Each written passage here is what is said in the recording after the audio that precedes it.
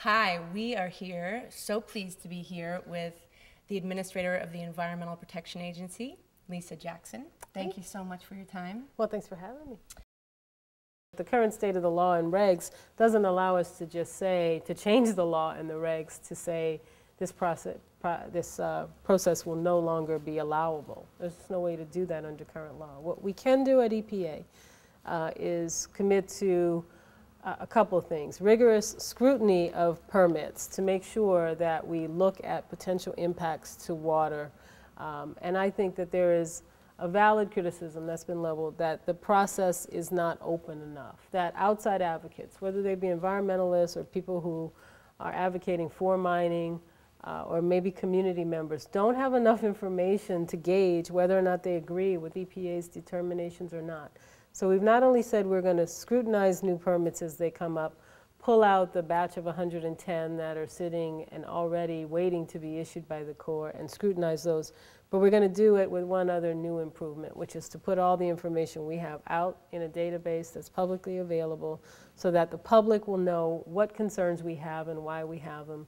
If we miss something, we can certainly have that discussion. If we disagree, reasonable people may be able to disagree on the science, but at least people aren't trying to guess what EPA is thinking as it reviews these permits.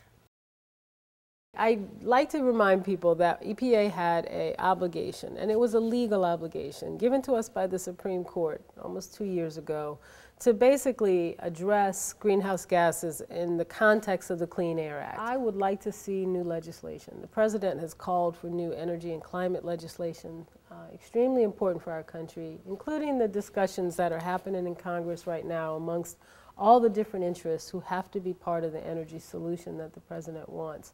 That being said, I thought it was a solemn responsibility that I had as administrator of the EPA to follow the law and do what the Supreme Court said. And certainly if we find that greenhouse gases endanger public health and welfare, that requires EPA to act from a regulatory standpoint. And of course we have to watch Congress, because if law passes that takes away that authority or changes it in some way, we have to be ready for that. I think it is important that we make sure that the American people know that here at EPA we have an agenda that's broader than climate change. It starts with renewing this agency's commitment to science, to the law, and transparency. But when we talk about environmental programs, I think we have to talk about air pollution. Still, a recent study said as many as 60% of Americans live in areas of our country where we don't meet air standards for the other criteria pollutants, even if we put CO2 and greenhouse gases on the side. And that's a pretty powerful and potent statement in the year 2009, that we still have that level of concern about air pollution. And in some areas, in urban areas and other areas, it's much higher percentages, where the majority of the year the air is literally not safe to breathe. Climate change is a long-term threat, but things like ozone pollution and particulate pollution is much shorter and can have acute health impacts, even death. And so we have a huge obligation there.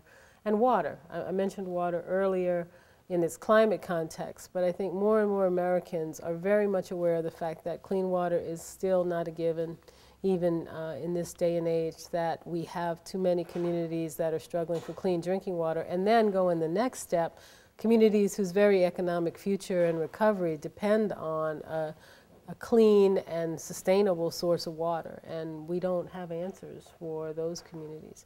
We have a huge agenda on toxics. I like to say toxic sites, the cleanup program that many of us know as Superfund and brownfield sites. The President's commitment to refunding through a polluter pays tax is music to our ears here at EPA.